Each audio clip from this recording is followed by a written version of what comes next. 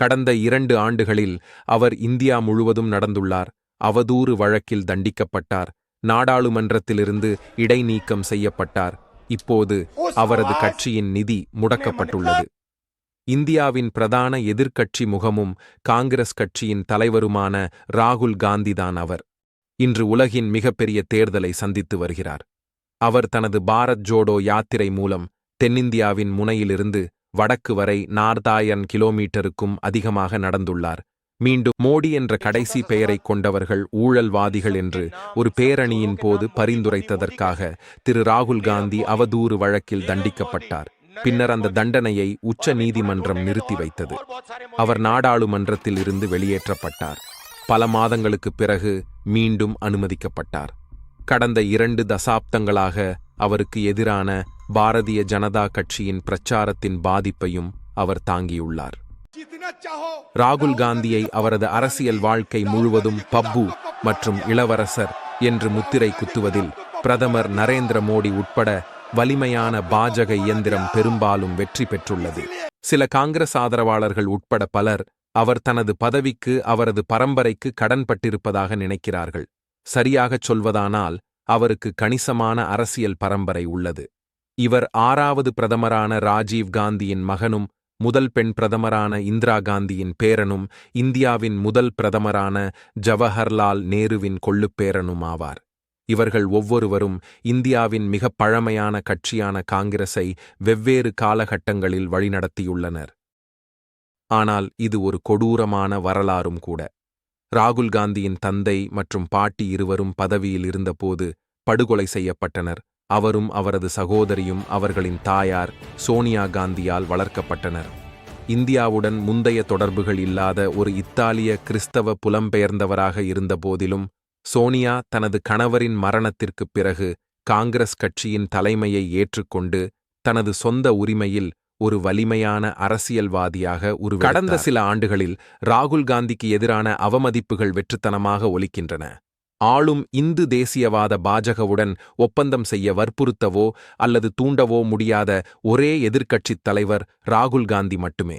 கட்சிகளின் விசுவாசிகள் பலர் பாஜகவுக்கு தாவியுள்ள நிலையில் நரேந்திர மோடிக்கு எதிரான தலைவராக, ஒற்றைத் தலைவராக ராகுல் காந்தி தனக்கென ஒரு பிம்பத்தை உருவாக்க முடிந்தது. ராகுல் காந்தி ஒரு அப்பாவி அரசியல்வாதியாக தனது முந்தைய பிம்பத்தின் நிழலில் இருந்து வெளிவந்துள்ளார். ராகுல் அச்சமற்ற தாக்குதல்களை நடத்தும் திறன் கொண்ட ஒரு தலைவராக மக்கள் மத்தியில் ஏற்றுக்கொள்ளப்படுகிறார். தற்போது வயநாடு தொகுதி M.B யாக உள்ளார்.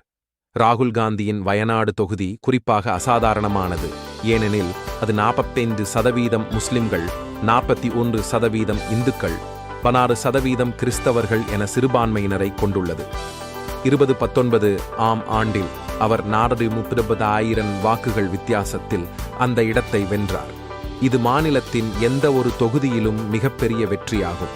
அவரது மனிதாபிமானமும் மாவட்ட மக்கள் மீது அவர் காட்டும் அக்கறையும் தான் அவருக்கு வாக்குகளை பெற்றுத் தருகிறது என்று அவரது ஆதரவாளர்கள் கூறுகின்றனர். அனைத்து இந்தியர்களுக்கும் நாட்டில் ஜனநாயகத்தை மீட்டெடுக்க அவர் முயற்சிக்கிறார். மோடி அரசாங்கம் தொடர்ந்து 3வது முறையாக ஆட்சிக்கு வருவதை தடுப்பதற்காக தேசிய மற்றும் பிராந்திய கட்சிகளின் மெகா கூட்டணியை ஒன்றிணைத்துள்ளது. அதுதான் இந்தியா கூட்டணி. இந்தியாவில் உள்ள அரசியல் கூட்டணிகளைப் போல இந்த கூட்டணி பலவீனமானதாகத் தோன்றினாலும் அதன் உறுப்புக் கட்சிகளிடையே வரலாற்றுப் போட்டிகள் இருந்தபோதிலும் மக்கள் வாக்களிக்கச் செல்லும்போது கூட்டணியை ஓரளவு நம்பிக்கையுடன் அல்லது ஒரு சிலிர்ப்புடன் பார்க்கிறார்கள். ராகுல் காந்தி பல மாதங்களாக ஜனநாயகத்தின் மரணம் குறித்து எச்சரிக்கை விடுத்து வருகிறார்.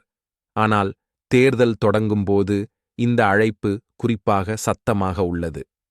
வருமான வரித்துறை மற்றும் அமலாக்க இயக்குநரகம் போன்ற அதிகாரிகள் வங்கிக் கணக்குகளை முடக்குவதன் மூலம் தனது கட்சியின் பிரச்சாரத்தை திணறடிக்க அரசாங்கம் பயன்படுத்துவதாக அவர் குற்றம் சாட்டுகிறார். தேர்தலில் எங்களை முடக்குவதற்காகவே இது திட்டமிடப்பட்டுள்ளது. அதன் நிதிகளை திறம்பட முடக்குவதாகவும் கட்சி கூறுகிறது. ஜனநாயகத்தை காப்பாற்ற இது நாட்டின் கடைசி வாய்ப்பாக இருக்கலாம் என்று ராகுல் காந்தியும் இந்தியா கூட்டணி கூறுகின்றன. கூட்டணியின் 2 முதலமைச்சர்களான டெல்லியில் அரவிந்த் கெஜ்ரிவால் மற்றும் ஜார்க்கண்டில் ஹேமந்த் சோரன் ஆகியோர் சமீபத்தில் கைது செய்யப்பட்டிருப்பது வாக்காளர்களுக்கு ராகுல் காந்தியின் அழைப்புக்கு உத்வேகம் அளிக்கிறது. இந்த தேர்தலுக்காக மேட்ச் பிக்சிங் செய்ய நரேந்திர மோடி முயற்சிக்கிறார் என்று ராகுல் தெரிவித்தார். மொத்தம் உள்ள 543 இடங்களில் 400 இடங்களை பாஜக மற்றும் அதன் கூட்டணியான தேசிய ஜனநாயக கூட்டணி NDA கைப்பற்றும் என்று மோடியும் பாஜே தலைவர்களும் கூறுகின்றனர். ஆனால் நாங்கள் ஆட்சிக்கு வருவோம் என்றார் ராகுல் காந்தி. பொறுத்திருந்து பாருங்கள், பாஜக மீண்டும் ஆட்சிக்கு வருமா அல்லது இந்திய கூட்டணி ஆட்சிக்கு வருமா? ஜூன் 4, 2020